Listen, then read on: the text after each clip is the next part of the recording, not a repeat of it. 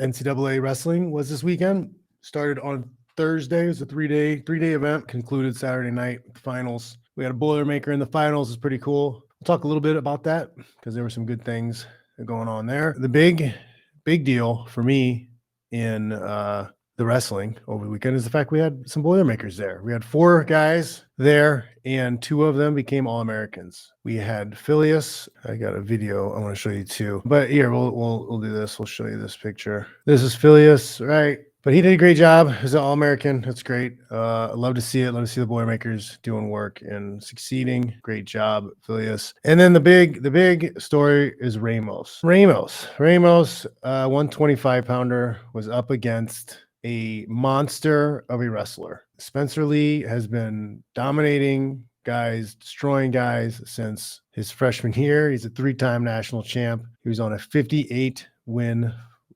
streak. Dude's a stud, but he ran into Ramos, and Ramos is funky. He's got a lot of funk, and he'll allow guys to get it on his legs, and he does these crazy rolls and comes up in crazy positions. Earlier in the year, Ramos wrestled Spencer Lee and actually almost beat him, almost pinned him. Had a massive lead after putting him to his back. I think he ended up getting pinned, but still, he showed that he was dangerous and he could make big things happen against a top wrestler. I want to make sure he gets his screen time. There he is, Ramos, right after the glorious pin. He pinned Lee. He pinned Spencer Lee, which is shocking. It was shocking. I was screaming, yelling. I could not believe it. It was wild. It was the most wild thing. This kid's got talent, and he's got, I think, 3 years of eligibility left. So he plays second this year. Started out in Minnesota, from what I hear, and he was a younger guy, so they kept telling him, no, you're going to sit the bench for a couple of years. We got these other guys, upperclassmen ahead of you. He didn't want to do that. Transferred over to Purdue and got second in the nation.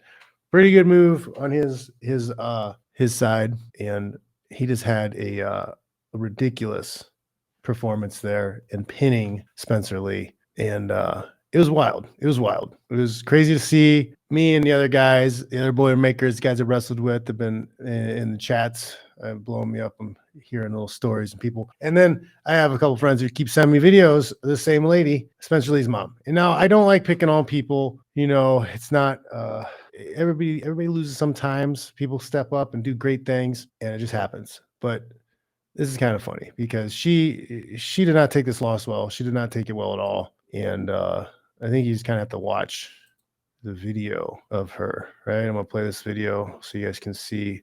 This is as he got pinned. Right after he got pinned, she takes off the glasses and rips him to shreds. We'll watch this one more time. But yeah, she's not feeling it. She was not feeling it at all. One more time. I gotta watch it again.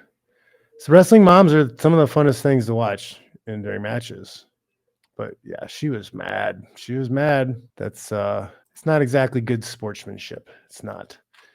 You got to give credit where credit is due. And Ramos, he stepped up, man. He did the unthinkable and he won. She was pissed.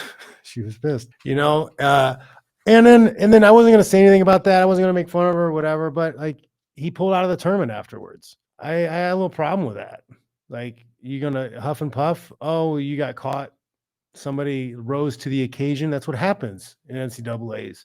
People rise to the occasion. They upset the favorites sometimes. But no, pulled him out, said it was an injury, forfeit. He looked fine going into that match. He was doing well in that match.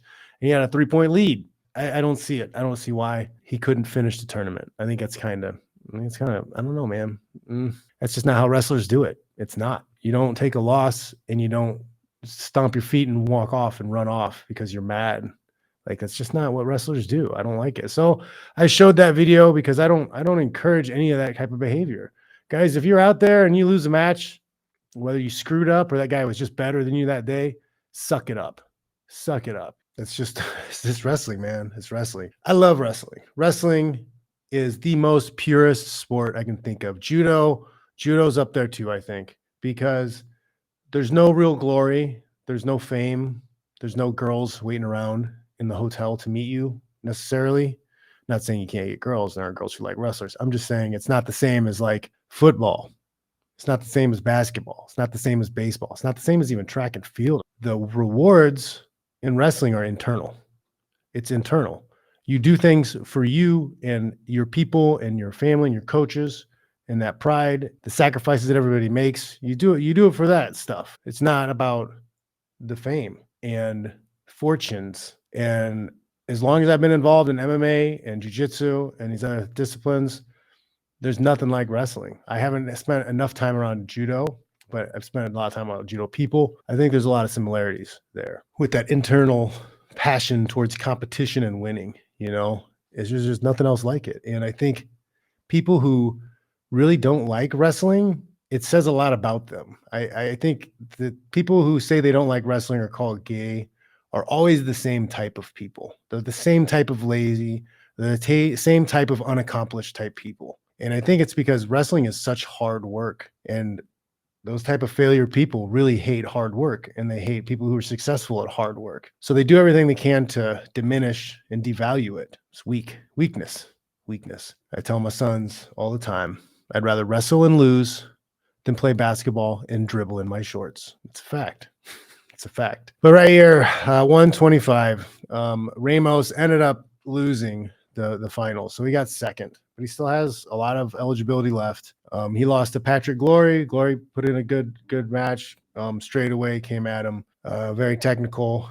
Ramos, he's a funk master. He almost allows guys to get in on his legs so he can roll through and come up and attack in different ways.